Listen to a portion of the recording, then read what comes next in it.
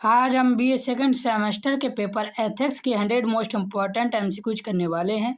ये वीडियो मुख्य रूप से बुंदेलखंड यूनिवर्सिटी झांसी के स्टूडेंट के लिए होने वाली है।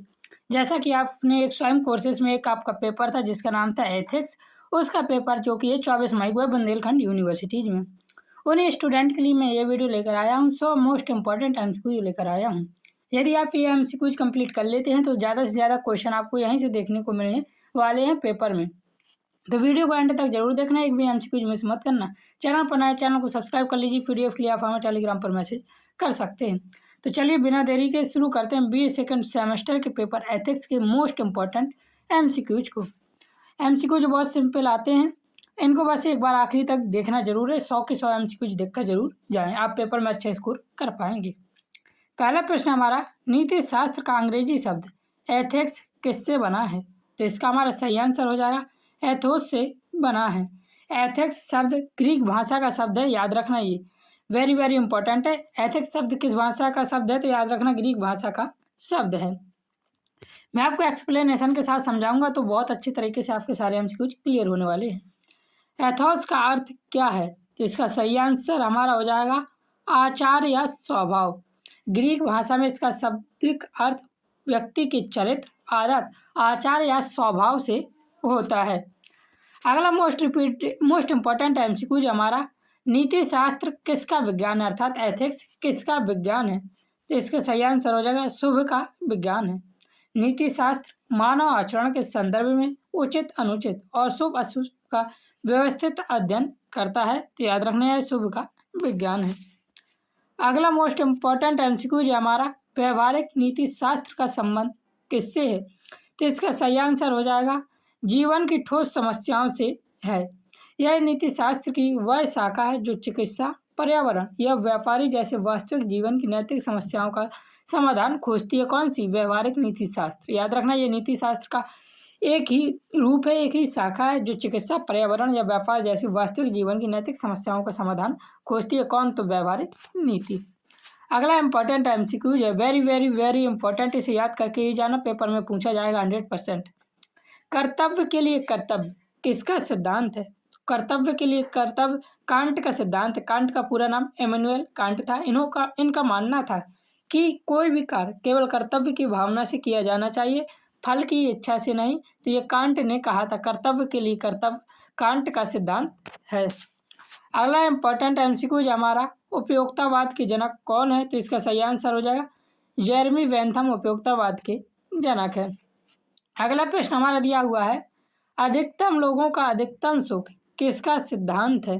तो इसका सही आंसर हो जाएगा ये बेंथम का सिद्धांत है। बेंथम के अनुसार वही कर्म नैतिक है जिससे समाज के ज़्यादा से ज़्यादा लोगों को सुख मिले। ये किसने कहा था? तो बेंथम ने कहा था, अधिकतम लोगों का अधिकतम सुख। अगला क्वेश्चन देखिए हमारा दिया हुआ है, नैतिक निर्णय का संबंध किससे है? तो इसका सही आंसर हो जाएगा नैतिक निर्णय का संबंध मूल्य से है।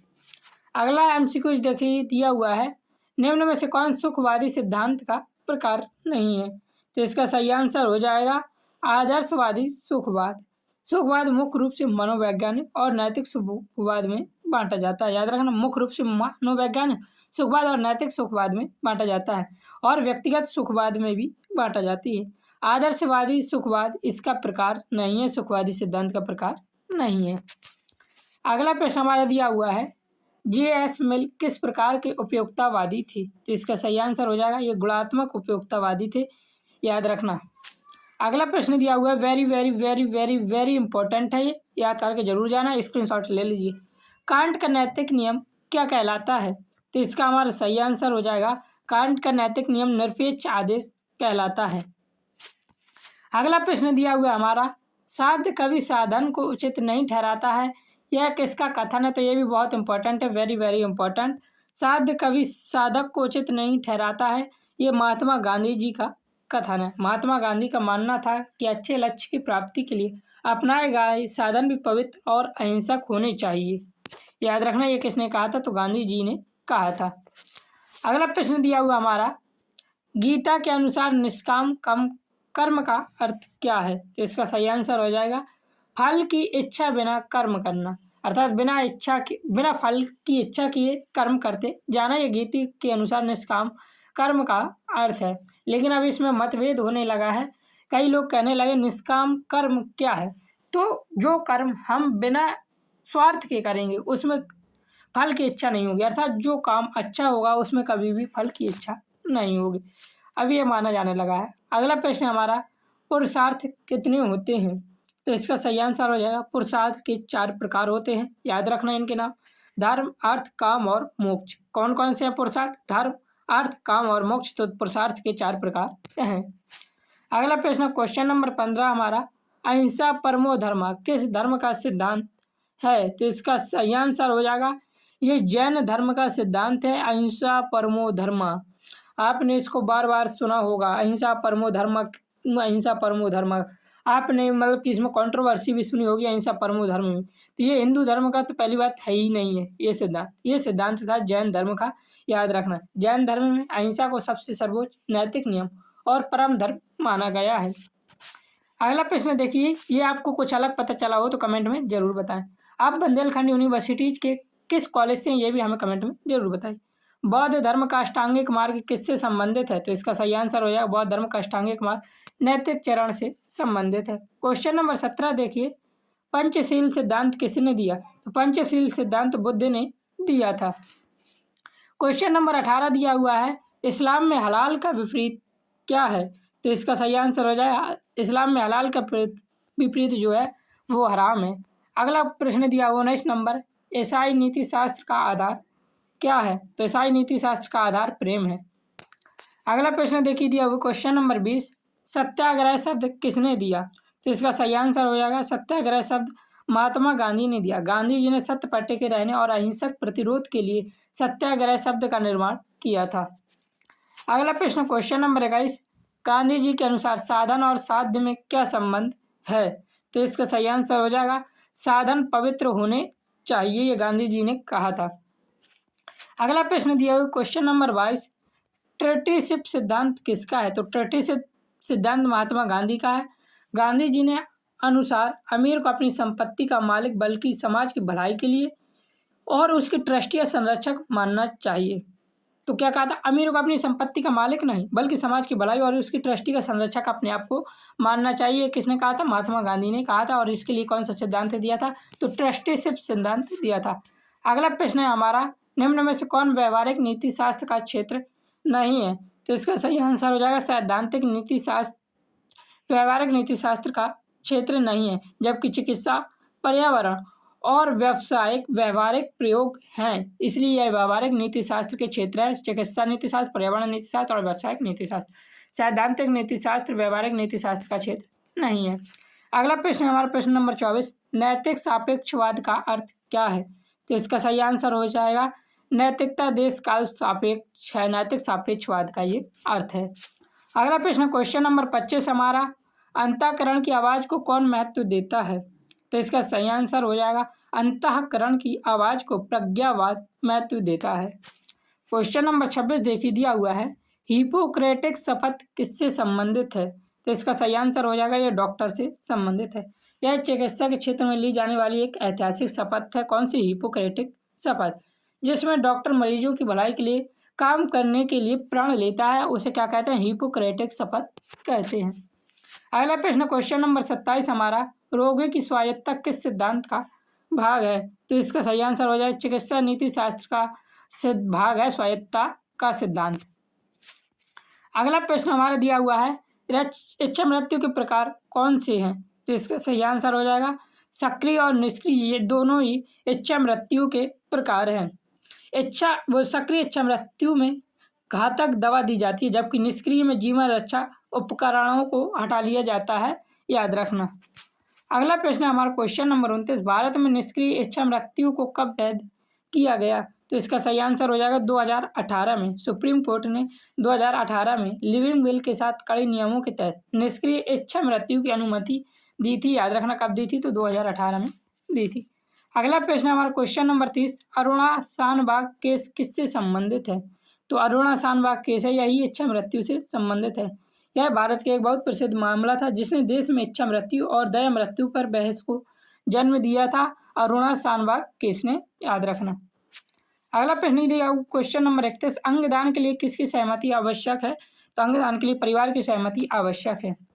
अगला प्रश्न दिया हुआ है, भारत में अंग प्रत्यारोपण अधिनियम कब का है? तो 1994 में भारत में अंग प्रत्यारोपण अधिनियम बना था। अगला प्रश्न क्वेश्चन नंबर 33 हमारा, सरोगेसी अधिनियम भारत में कब आया? तो सरोगेसी अधिनियम भारत में 2021 में आया था, याद रखना। और ये किस लिए था? तो व्यावसायिक सरागोशी को रोकने और परोपकारी सरागोशी को अनुमति देने के लिए 2021 में सरागोशी अधिनियम आया था। क्वेश्चन नंबर 34 है, भारत में व्यावसायिक सरागोशी क्या है? तो भारत में व्यावसायिक सरागोशी अवैध है, याद रखना। और व्यावसायिक सरागोशी को रोकने के लिए 2021 में अधिनियम आया था, सरागोशी अधिनियम। अगला प्रश्न ये क्वेश्चन नंबर 35, क्लोनिंग का नैतिक मुद्दा क्या है? तो इसका सही आंसर हो जाएगा व्यक्तित्व की विशिष्टता का हनन क्लोनिंग की नैतिक मुद्दा है। क्वेश्चन नंबर 36 दिया हुआ है, स्टेम सेल अनुसंधान का विवाद किससे जुड़ा है? तो इसका सही आंसर हो जाएगा भ्रूण स्टेम सेल से जुड़ा है स्टेम सेल अनुसंधान का विवाद। क्वेश्चन नंबर 37 दिया हुआ है, चिकित्सीय गर्भपात अधिनियम कब का है? तो इसका सही आंसर हो जाएगा यह अधिनियम 1971 का है। क्वेश्चन नंबर 38 दिया हुआ है, MTP एक्ट 2021 में गर्भपात की सीमा कितनी है? तो इसका सही आंसर हो जाएगा 24 सप्ताह। नए संशोधन के बाद विशेष परिस्थितियों में गर्भपात की अधिकतम सीमा 20 सप्ताह से बढ़ाकर 24 सप्ताह कर दी गई थी MTP एक्ट 2021 में। अगला प्रश्न 39 दिया हुआ है, सूचित सहमति का अर्थ क्या है? तो इसका सही आंसर हो जाएगा रोगी को पूरी जानकारी देकर सहमति लेना सूचित सहमति का अर्थ है। क्वेश्चन नंबर 40 है हमारा, चिकित्सा में गोपनीयता का सिद्धांत क्या है? तो रोगी की जानकारी को गुप्त रखना चिकित्सा में गोपनीयता का सिद्धांत है। क्वेश्चन नंबर 41 है, HIV रोग की जानकारी कब बताना उचित है? तो जब इसका सही आंसर हो जाएगा पति या पत्नी को खतरा हो तब HIV रोग की जानकारी बताना उचित है। क्वेश्चन नंबर 42 है, पशु परीक्षण का विरोध कौन करता है? तो इसका सही आंसर हो जाएगा प्रजातिवाद विरोध पशु परीक्षण का विरोध करता है। जो लोग मानते हैं कि इंसानों की तरह जानवरों को भी दर्द होता है, वे प्रजातिवाद के आधार पर कॉस्मेटिक और दवाओं का परीक्षण का विरोध करते हैं। जैसे कि कोई भी वैक्सीन का प्रयोग पहले जानवरों पर किया जाता है, तो ये परीक्षण पशुओं पर न किया जाए, इसका विरोध प्रजातिवाद विरोधी लोग करते हैं। अगला प्रश्न दिया हुआ क्वेश्चन नंबर 43, पीटर सिंगर किससे संबंधित हैं? तो ये पशु अधिकार से संबंधित हैं। क्वेश्चन नंबर 44 है, आनुवांशिक इंजीनियरिंग का नैतिक प्रश्न क्या है? तो डिजाइनर बेबी आनुवांशिक इंजीनियरिंग का नैतिक प्रश्न है। जीन संपादक तकनीकी में मनचाहे गुणों वाले बच्चे पैदा करने की संभावना ने बहुत बड़ी नैतिक चिंताएं पैदा कर दी हैं और इसे डिजाइनर बेबी के नाम से जानते हैं। अगला प्रश्न 45 नंबर, DNA फिंगरप्रिंट का उपयोग कहाँ होता है? तो DNA फिंगरप्रिंट का उपयोग अपराध जांच के लिए होता है। क्वेश्चन नंबर 46 है, न्यूरबर्ग कोड किससे संबंधित है? तो न्यूरबर्ग कोड मानव परीक्षण के नैतिक नियम से संबंधित है, याद रखना बहुत इंपॉर्टेंट है। क्वेश्चन नंबर 47 है, हेलांस की घोषणा किससे संबंधित है? तो हेलांस की घोषणा चिकित्सा अनुसंधान नीति शास्त्र से संबंधित है। क्वेश्चन नंबर 48 दिया हुआ है, ICMR गाइडलाइंस किसके लिए है? तो ICMR गाइडलाइंस जो है भारत में जैव चिकित्सा अनुसंधान के लिए है। क्वेश्चन नंबर 49 देखिए, प्लेसबो का उपयोग कब अनैतिक है? तो इसका सही आंसर हो जाएगा जब प्रभावी इलाज उपलब्ध हो तब प्लेसबो का उपयोग अनैतिक है। अगर किसी गंभीर बीमारी का सही इलाज मौजूद है तो मरीज के परीक्षण के नाम पर नकली दवा देना अनैतिक होता है, याद रखना। अगला प्रश्न है हमारा क्वेश्चन नंबर 50, चिकित्सक का प्रथम कर्तव्य क्या है?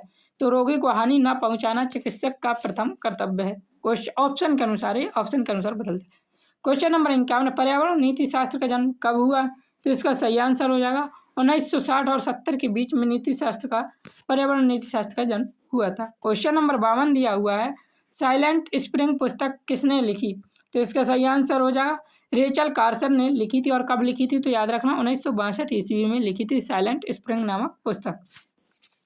क्वेश्चन नंबर 53 है, गहन परिस्थितिकी के जनक कौन है? तो इसका सही आंसर हो जाएगा आर्ने नेस गहन परिस्थितिकी के जनक है। वीडियो का एंड तक जरूर देखना, बहुत इंपॉर्टेंट क्वेश्चन है ये, पेपर में आपके सीधे देखने को यहीं से मिलने वाले हैं। क्वेश्चन नंबर 54 दिया हुआ है, भूमि नीति शास्त्र किसने दिया? तो इसका सही आंसर हो जाएगा एल्डो ल्यूपोल्ड ने भूमि नीति शास्त्र दिया। क्वेश्चन नंबर 55 दिया हुआ है, सतत विकास की परिभाषा किसने दी? तो इसका सही आंसर हो जाएगा ब्रटलैंड आयोग ने सतत विकास की परिभाषा 1987 ईस्वी में दी थी, याद रखना। अगला प्रश्न क्वेश्चन नंबर 56, सतत विकास लक्ष्य SDGs कितने हैं? तो सतत विकास को 17 माना है। संयुक्त राष्ट्र ने दुनिया को बेहतर बनाने के लिए 2030 तक हासिल करने के लिए कुल 17 लक्ष्य तय किए हैं। उनके नाम यहाँ पे मैं नहीं बताऊंगा, बहुत ज़्यादा हैं। क्वेश्चन नंबर 57 है, SDG 13 किससे संबंधित है? तो SDG 13 जलवायु कार्रवाई से संबंधित है। अगला प्रश्न क्वेश्चन नंबर 58, चिपको आंदोलन का नेतृत्व किसने किया? वेरी वेरी वेरी इंपॉर्टेंट है। तो इसका जो चिपको आंदोलन का नेतृत्व किया था वह सुंदरलाल बहुगुणा ने किया था। क्वेश्चन नंबर 59 है, नर्मदा बचाओ आंदोलन किससे जुड़ा है? तो ये मैथ्यू पाटकर से जुड़ा है। अगला प्रश्न क्वेश्चन नंबर 60 हमारा, प्रकृति के अधिकार का विचार कौन देता है? तो प्रकृति के अधिकार का विचार गहन परिस्थितिकी देती है, याद रखना। वेरी वेरी वेरी इंपॉर्टेंट है, पेपर में आने की चांस बहुत ज़्यादा है। क्वेश्चन नंबर 61 है, मानव केंद्रवाद क्या मानता है? मनुष्य सर्वश्रेष्ठ है, यह मानव केंद्रवाद का मानना है। क्वेश्चन नंबर 62 दिया हुआ है, जैव केंद्रवाद क्या मानता है? तो इसका सही आंसर हो जाएगा जैव केंद्रवाद सभी जीवों का नैतिक मूल्य है, ये जैव केंद्रवाद मानता है। अगला प्रश्न देखिए क्वेश्चन नंबर 63, कार्बन फुटप्रिंट का अर्थ क्या है? तो इसका सही आंसर हो जाएगा कार्बन उत्सर्जन की मात्रा को कार्बन फुटप्रिंट कहते हैं। क्वेश्चन नंबर 64 है, पेरिस समझौता किस वर्ष हुआ? तो यह समझौता 2015 ईस्वी में हुआ था। जलवायु परिवर्तन से लड़ने और ग्लोबल वार्मिंग को कम करने के लिए दुनिया में के देशों ने यह ऐतिहासिक समझौता 2015 में किया था, जिसे पेरिस समझौता के नाम से जाना जाता है। क्वेश्चन नंबर 65 है, भारत का नेट जीरो लक्ष्य कब तक है? तो इसका सही आंसर हो जाएगा 2070 तक। भारत सरकार ने 2070 तक देश के कुल कार्बन उत्सर्जन को शून्य के स्तर पर लाने के लिए अंतर्राष्ट्रीय वादा किया है। तो याद रखना कब तक के लिए किया है? तो 2070 तक के लिए। क्वेश्चन नंबर 66 है, प्रजातिवाद शब्द किसने दिया? तो इसका सही आंसर हो जाएगा रिचर्ड राइडर ने दिया था। और कब दिया था? तो 1970 में दिया था। अगला प्रश्न क्वेश्चन नंबर 67, पशु अधिकार का आधार क्या है? तो पीड़ा महसूस करने की क्षमता पशु अधिकार का आधार है। क्वेश्चन नंबर 68 है, शाकाहार का नैतिक आधार क्या है? तो इसका सही आंसर हो जाएगा अहिंसा। खाने के लिए बेजुबान जानवरों को मारना हिंसा, इसलिए नैतिक रूप से शाकाहार को सब शुद्ध और अहिंसक माना गया है। तो याद रखना ये। क्वेश्चन नंबर 69 है, पशु परीक्षण में 3R का संबंध क्या है? तो इसका सही आंसर हो जाएगा रिप्लेस, रिड्यूस और रिफाइन। 3R का ये सिद्धांत है। विज्ञान में प्रयोग के लिए जानवरों को विकल्प खोजना, उनकी संख्या कम करना और उन्हें कम से कम दर्द देना जरूरी है। पशु परीक्षण 3R का सिद्धांत है। क्वेश्चन नंबर 70 दिया हुआ है, वन्य जीव संरक्षण अधिनियम कब का है? तो वन्य जीव संरक्षण अधिनियम 1972 का है। क्वेश्चन नंबर 71 दिया हुआ है हमारा, कॉर्पोरेट सोशल रिस्पॉन्सिबिलिटी किस अधिनियम में है? तो इसका सही आंसर हो जाएगा कंपनी अधिनियम 2013 में कॉर्पोरेट सोशल रिस्पॉन्सिबिलिटी अधिनियम में है। क्वेश्चन नंबर 72 है, CSR पर कितना खर्च अनिवार्य है? तो इसका सही आंसर हो जाएगा 2%।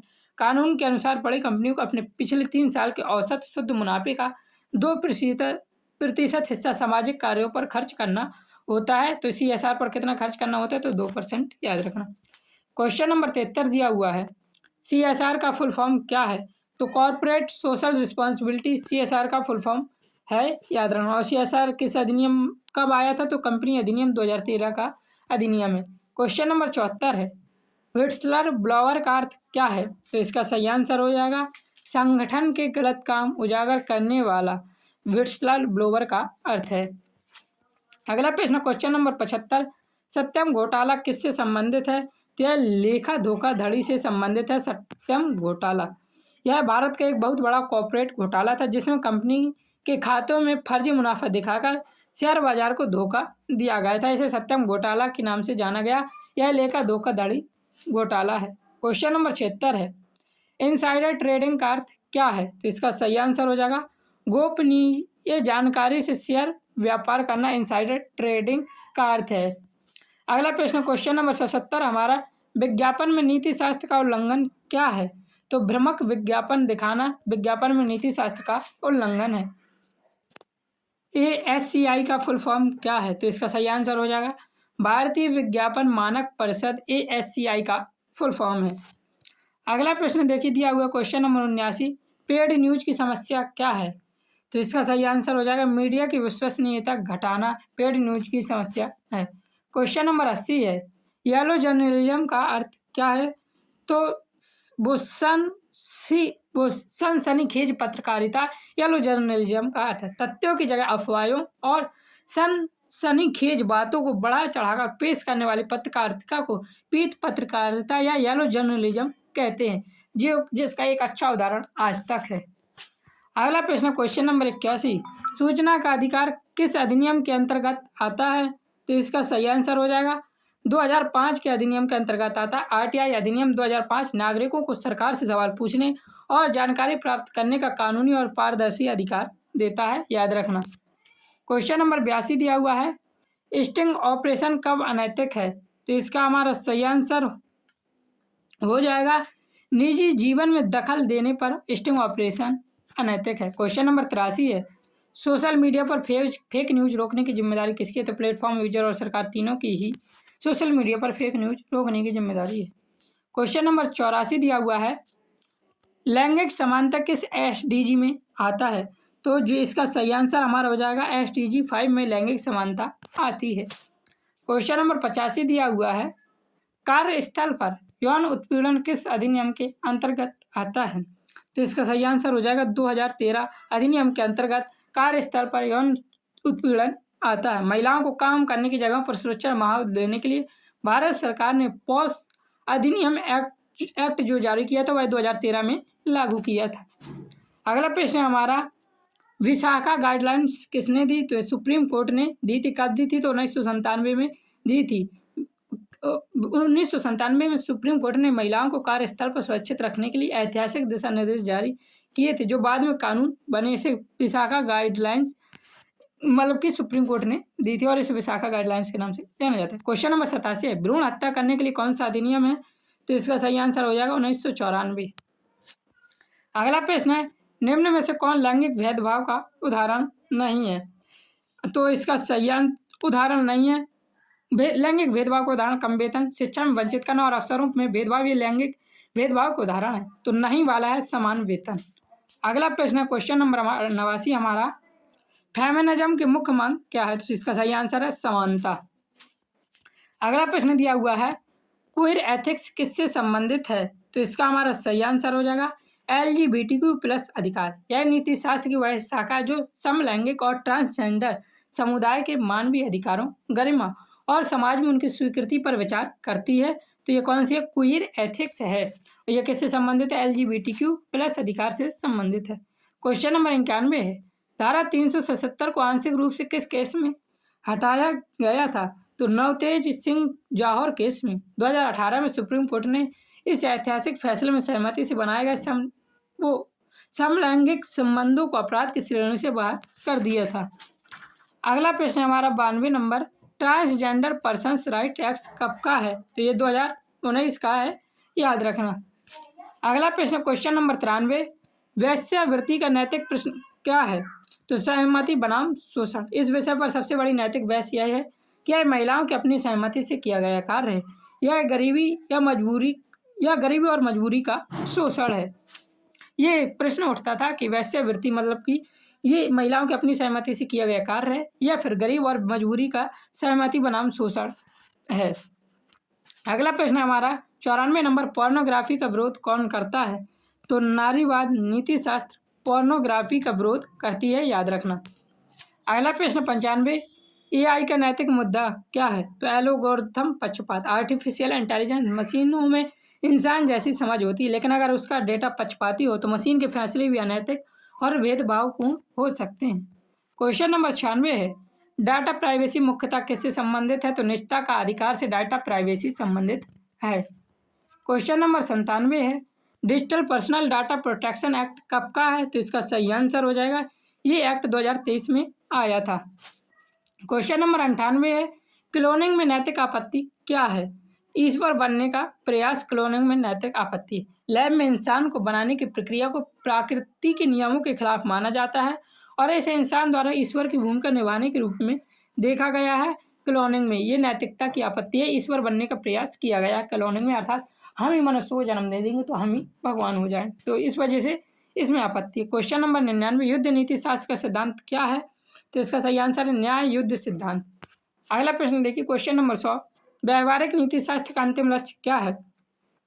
तो बेहतर निर्णय लेना व्यावहारिक नीति शास्त्र का अंतिम लक्ष्य, और ये हमारा अंतिम क्वेश्चन है। चैनल पर नए सब्सक्राइब कर लीजिए, पीडीएफ के लिए टेलीग्राम पर मैसेज कर सकते हैं, 9 रुपये में आपको ये पीडीएफ मिल जाएगा। चैनल पर नए तो सब्सक्राइब जरूर करना। जय हिंद, जय भारत, राधे राधे।